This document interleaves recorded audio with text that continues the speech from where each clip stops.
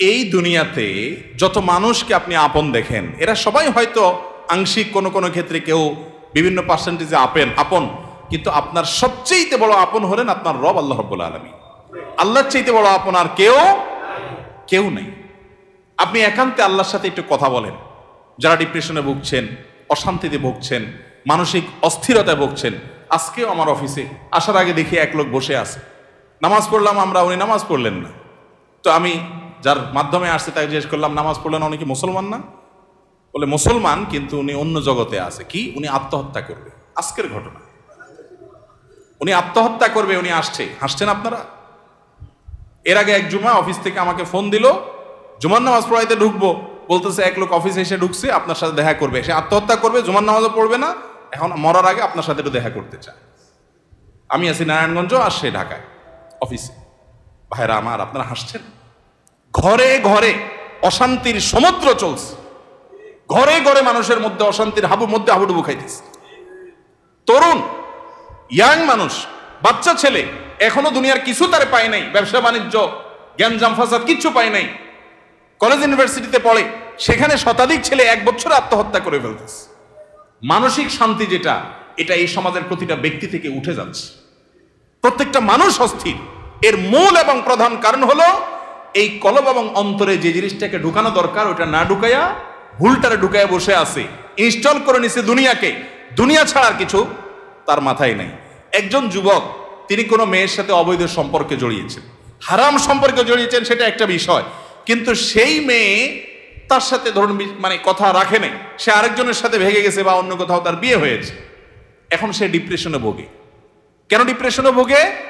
যে ওই পছন্দের মানুষটাকে সে পায় নাই। আলটিমেটলি এটা দুনিয়া, ঠিক না বে ঠিক? আলটিমেটলি এটা কি? তার অন্তরে যদি আল্লাহকে স্থান দিত, আল্লাহকে যদি সবচেয়ে বেশি ভালোবাসতো, আল্লাযীনা আমানু আশাদ্দু হুব্বাল, তার অন্তরে যদি আল্লাহর সাথে মহব্বত সবচেয়ে বেশি থাকতো, আল্লাহর সন্তুষ্টিটাকে সবকিছুর উপর যদি প্রায়োরিটি দিত, তাহলে এরকম কেউ তার জীবন থেকে চলে গেছে, কেউ আসছে, কোনো দোস্ত নারাজ হয়ে গেছে, কিছু টাকা লস হয়ে গেছে, একটা ব্যবসা ছুটে গেছে, কিছু ক্ষতি হয়ে গেছে, এগুলোর কোনোটি তার জীবনে কোনো প্রকার প্রভাব ফেলতো? কি হয়েছে? এগুলো গেছে, আরো আসবে, না আসলোই না, তাতে কি সমস্যা? আমাকে তো আল্লাহর কাছে যেতে হবে, কিয়ামতের ময়দানে দাঁড়াতে হবে, সারা জীবনের হিসাব দিতে হবে। আমি সেই জায়গায় কি হিসাব দিতে পারবো, সেই জিনিসটা আমি ঠিক রাখতে পেরেছি কিনা, এটাই হলো আমার মূল গোলের জায়গা, এটা হলো মূল টার্গেটের জায়গা। এইভাবে যদি আপনি ভাবেন, তাহলে আপনার মধ্যে ডিপ্রেশন ইনশাল্লাহ এমনিতেই দূর হয়ে যাবে। মোহতারাম হাজরিন, অতএব সম্পদ উপার্জন করেন, ব্যবসা বাণিজ্য করেন এবং জাগতিক কাজ করেন, এতে কোনো সমস্যা নাই, কিন্তু অন্তরে দুনিয়াকে নয়, আল্লাহকে স্থান দেন। এবং এই স্থান দিতে গিয়ে আপনাকে স্যাক্রিফাইস করতে হবে। কি স্যাক্রিফাইস? ওই যে সৎ পথে চলবেন, হক হালালি চলবেন, টাকা পয়সা বেশি হবে না। অন্যরা তো দূরের কথা, নিজের আপন মা বাবার কাছেও দাম পাবেন না, ভাই বোনের কাছে দাম পাবেন না, বইয়ের কাছেও হয়তো দাম পাবেন না, ছেলে মেয়ের কাছেও হয়তো দাম পাবেন না, বন্ধু বান্ধবের কাছেও দাম পাবেন না, এলাকার ইমাম সাহেব, খতিব সাহেব, হুজুর সাহেবের কাছেও দাম পাবেন না, কারণ পয়সা নেই। কিন্তু আল্লাহর কসম, যেই জায়গায় দাম পাওয়া দরকার সেই জায়গা ঠিকই পাবেন। আরশ আজিমের মালিক আপনার অনেক বেশি মূল্য দিবেন। নবী করিম সাল্লাল্লাহু আলাইহি সাল্লাম কতবার এরকম বলেছেন সাহাবীদেরকে, তোমরা কোনো জান্নাতি লোক দেখতে চাও? বলি ইয়া রাসূলুল্লাহ, দেখতে চাই। একটা লোক চলে যাচ্ছে সামনে দিয়ে, তিনি জিজ্ঞাসা করেছেন, এই লোকটা সম্পর্কে তোমাদের কি ধারণা?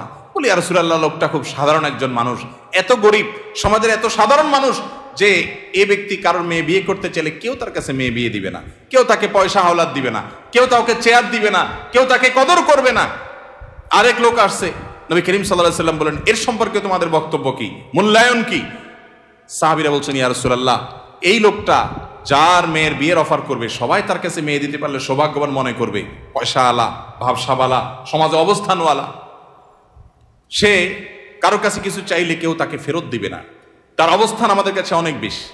নবী করিম সাল্লাল্লাহু আলাইহি সাল্লাম প্রথম যে ব্যক্তি, যাকে সমাজের মানুষ অনেক তুচ্ছ মনে করে, অনেক দুর্বল মনে করে, তার সম্পর্কে মূল্যায়ন করে তিনি বলেছেন, এই যে প্রথম লোকটা, দ্বিতীয় লোকটার মতো মানুষ যদি গোটা দুনিয়াতে পরিপূর্ণ হয়ে যায়, তবুও এই প্রথম, এই দুর্বল, কিশোকায়, হ্যাংলা পাতলা, গরিব, অভাবী মানুষ, যাকে তোমাদের সমাজ কোনো দাম দেয় না, এই লোকটার মর্যাদা আল্লাহ রাব্বুল আলামিনের কাছে ওই দ্বিতীয় লোকটার মতো মানুষ গোটা দুনিয়াতে পরিপূর্ণ হওয়ার চাইতে বেশি।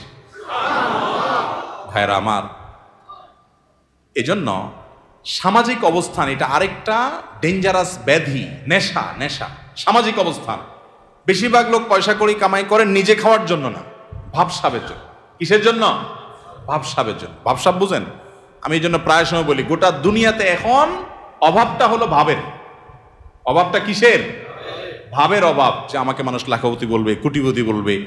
অনেক লোক দেখবেন যে বিদেশে হয়তো উনি সাধারণ একটা কাজ করেন, কিন্তু দেশে আইসা মাশাআল্লাহ কোট টাই বুট, ঢাকা শহরে হয়তো কোনো একটা দোকানে কাজ করেন, কিন্তু গ্রামে যায় মাশাআল্লাহ এমন ভাবে পরিপাটি হয়ে যান যে উনি ঢাকা শহরের বিশাল শিল্পপতি।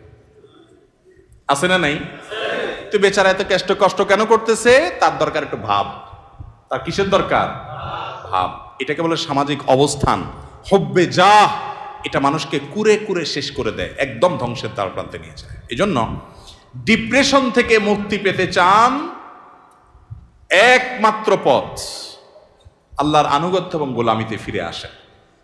সালহাতু সঙ্গে বুদি দিল খারাস, আজমুদে এক জামানা খাকে বাস। ভাইরে, বহু বছর তো পাথর হয়েছিলেন, কিছু কাল একটু মাটি হয়ে দেখেন, একটু চোখের পানি ফেলে দেখেন, একটু রোনাজারি করে দেখেন, একটু আল্লাহর সাথে কথা বলে দেখেন, দুনিয়ার মোহটা ছেড়ে দেন, আল্লাহর মোহাব্বতটাকে নিজের ভেতরে আনার চেষ্টা করেন, আল্লাহর গোলামিটা করে দেখেন। একাকী আল্লাহর সাথে একটু কথা বলেন, ভোর রাতে উঠে একটু আল্লাহর সাথে কথা বলেন, তাহাজ্জুদে গিয়ে একটু চোখের পানি ছেড়ে দেন, মুনাজাত করেন, আল্লাহর সাথে কানাঘুষা করেন। কেউ আপনার দুঃখ বুঝে না, আল্লাহকে বলেন, আল্লাহর সাথে একটু কথা বলেন। আপনার চাইতে সুখী মানুষ আল্লাহর জমিনে আরেকটা আর থাকবে না ইনশাআল্লাহ। ভাইরা আমার, সুখের যে পথ কোরআন বলেছে সেটা আমাদের বিশ্বাস হয় না। সম্ভবত হাসান বসরি রাহিমাহুল্লাহ বা অন্য কোন এক তাবেঈ বলেছেন, কোরআনে আল্লাহ রাব্বুল আলামিন বহু জায়গায় ওয়াদা করেছেন যে আল্লাহ তাআলা মানুষকে দুনিয়াতে সুখ স্বাচ্ছন্দ্য দিবেন। মান আমিলা সালিহাম মিন যাকারিন আও উনসা ওয়া মুমিন ফালানুহইয়ান্নাহু হায়াতান তাইয়্যিবা। নারী হোক আর পুরুষ হোক, যে ব্যক্তি ঈমান আনার পর নেক আমল করবে, আল্লাহর নির্দেশ মতো নিজের জীবনকে পরিচালিত করবে, এটাই তার জীবনের মূল টার্গেট। এটা ঠিক রেখে পয়সা আসলে আসুক, না আসলে নাই, ব্যবসা থাকলে থাকুক, না থাকলে নাই, আল্লাহর আনুগত্যটাকে মূল রেখে চলে। আল্লাহ রাব্বুল আলামিন ওয়াদা করেছেন দুটি বিষয়ের। এক, ফালানুহইয়ান্নাহু হায়াতান তাইয়্যিবা, তাকে অবশ্যই যারা মাদ্রাসার ছাত্র বা আলেম ওলামা তারা জানেন, ফালানুহইয়ান্নাহু লামে তাকিদ বা নুনে তাকিদ সাকিলা, তিনটা তাকিদ দিয়ে আল্লাহ বলেছেন ফালানুহইয়ান্নাহু, অবশ্যই আমি তাকে দুনিয়াতে সুখী জীবন দিব। আল্লাহ তাআলা বলেন নাই সম্পদের পাহাড় গড়তে পারলে, বিশাল বড় চেয়ারের মালিক হতে পারলে, গদি দখল করতে পারলে, সামাজিক অবস্থান হলে ওই ব্যক্তিকে আমি সুখ দিব। আল্লাহ বলেছেন ঈমান আনার পর যদি নেক আমল করো, আল্লাহর গোলামি যদি কেউ করতে পারে, সমস্ত ক্ষেত্রে যে আল্লাহর আনুগত্য ঠিক রেখে দুনিয়ার সব ঠিক থাকলে থাকুক, আর না থাকলে সব বাদ। আমার বন্ধু অন্তরে তাকে জায়গা দিলাম যতক্ষণ পর্যন্ত আল্লাহ রাব্বুল আলামিনের কোনো আদেশ নিষেধ লঙ্ঘন না হয়। তার সাথে বন্ধুতা করতে গেলে আমার আল্লাহকে হারাইতে হয়, তো বন্ধু বাদ, স্যাক্রিফাইস করে দিলাম। আমি কোনো গ্রুপকে, কোনো বলয়কে আমি পছন্দ করি, ভালো লাগে তাদেরকে, কিন্তু তাদের ভালো লাগতে গেলে দেখি না আল্লাহর ভালো লাগা আর পাওয়া যায় না, তো বাদ, আমার জীবন থেকে আমি সরাই দিলাম। আমি একটা ব্যবসা করতে যাচ্ছি, বিশাল বড় লোভনীয় অফার, হাতছানি পয়সার, কিন্তু এটা করতে গেলে আমার আল্লাহর নিষেধাজ্ঞা লঙ্ঘন করতে হয়, হারাম করতে হয়, তো বাদ, এ লোভ ছেড়ে দিলাম। এর নাম হলো মুসলমান। এই ত্যাগ মনে হয় খুব কষ্টের না? ভাইরা আমার, আল্লাহ রাব্বুল আলামিন যা বলেছেন, আল্লাহর কথার সত্যতাটা আমল করে দেখেন। আজমুদে এক জামানা খাকে বাস, একটু আমল করে দেখেন। স্যাক্রিফাইসের ভিতরে যে আনন্দ আছে, আল্লাহর শপথ ভোগের ভিতরে সে আনন্দ। হারামের হাতছানি আছে, ছেড়ে দিছেন কেন? আমার রবের নির্দেশ নাই, অনুমোদন নাই, আমি করলাম না, দরকার নেই আমার এই পয়সা। মনে হয় খুব কষ্ট হবে, তাই না? বাহ্যিকভাবে কষ্ট হবে, রূহ যে আছে, রূহ আত্মা ভেতরটা প্রশান্ত হবে। একটি জয়ীফ হাদিস দ্বারা প্রমাণিত যে কোনো ব্যক্তি যদি তার দৃষ্টির এরিয়াতে কোনো পরনারীকে দেখে, সুন্দরী মেয়েকে দেখে, দেখার সুযোগ আছে, ইউটিউব ফেসবুকে ভালো জিনিস দেখতে দেখতে হঠাৎ একটা খারাপ জিনিস চলে আসছে, আপনি দেখলে দেখতে পারেন, কিন্তু দেখলেন না, এটাকে অ্যাভয়েড করলেন আল্লাহর ভয়ে, যে না, আল্লাহ তাআলা আমাকে কোরআনে নির্দেশ করেছেন কুল্লিল মুমিনিনা ইয়াগুদ্দু মিন আবসারিহিম, ঈমানদাররা যেন তাদের চোখের হেফাজত করে, আমি সেজন্য দেখব না। আপনি এটাকে এড়ায় গেলেন, স্কিপ করে চলে গেলেন। বাহ্যিকভাবে একটু কষ্ট হবে, প্রথম মনে হচ্ছে যে আরে এটা দেখলে মনে হয় সুখের সমুদ্রে আবুডুবু খাইতে পারতাম, কিন্তু আপনি দেখলেন না। একটু পরীক্ষা করে আমল করে দেখেন, কখনো যদি এটা আপনি অ্যাভয়েড করতে পারেন।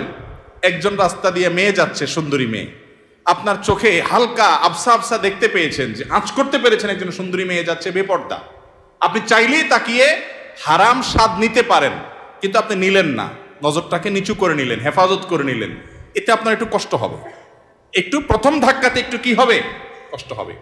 আল্লাহর কসম করে বলেছি, আপনি পরীক্ষা করে দেখেন, আপনি একটু পরেই সে মেয়েটা আপনার দৃষ্টি থেকে যখন আড়াল হয়ে যাবে, দূরে সরে যাবে, আপনার অন্তরের ভিতরে সাথে সাথে ঈমানের স্বাদ অনুভব করবে, সাথে সাথে দেখবেন আপনার মধ্যে একটা ভালো লাগা কাজ করবে। সে ভালো লাগাটা কি, যে আমি আমার রবের নির্দেশ রক্ষা করতে পেরেছি, আলহামদুলিল্লাহ, শয়তানকে কাজ করতে পেরেছি, কুপকাত করতে পেরেছি, শয়তান আমাকে হারাইতে পারে নাই।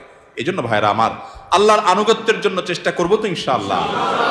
বিশ্বাস করুন, সম্পদে, দুনিয়ার মোহে, দুনিয়ার কোন ঐশ্বর্যে, দুনিয়ার কোন ভোগ বিলাসের উপকরণের মধ্যে আল্লাহর শপথ, আল্লাহ শান্তি রাখেন না। যদি রাখতেন তাহলে আগের জেনারেশনের চাইতে এই জেনারেশনের হাতে সুখ সমৃদ্ধির সমস্ত উপকরণ, ভোগের সমস্ত উপকরণ আছে, তারপর আত্মহত্যা করে, গরিবের চাইতে ধনীরা আরো বেশি করে।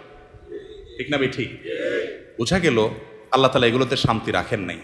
শয়তান আমাদেরকে ওয়াদা করেছে একবার, আশ-শাইতানু ইয়াইদুকুমুল ফাকরা, শয়তান তোমাদেরকে গরিব হয়ে যাবা এটার ভয় দেখাচ্ছে। এই একবার বলাতে আমরা শয়তানের কথা যে পরিমাণ বিশ্বাস করি, কোরআনে আল্লাহ তাআলা কতবার বলেছেন, ফালানুহিয়ান্নাহু হায়াতান তাইয়্যিবা, ঈমানান নেক আমল অনুযায়ী চলো, পয়সা তোমার কম থাকুক, বাড়ি গাড়ি তোমার কম থাকুক, বেচা কিনা তোমার কম থাকুক, দোকান একটা কম থাকুক, সবাই তোমাকে দাম কম দেখ, তোমার কোনো গুরুত্ব সমাজের মানুষের কাছে না থাকুক, কেউ তোমাকে নেতা না বানাক, পাত্তা না দেখ, কিন্তু তুমি মানসিক যে প্রশান্তি হাসিল করবা ওইটা কোটিপতি, মিলিয়নার, বিলিয়নারকে আল্লাহ রাব্বুল আলামিন দেন নাই। আল্লাহর এই কথার উপরে আস্থা বিশ্বাস রাখার জন্য দরকার হলো ঈমানী শক্তি। এই জন্য বলি, মাঝে মধ্যে তাকওয়ার চর্চা করে দেখেন, দেখবেন কি স্বাদ।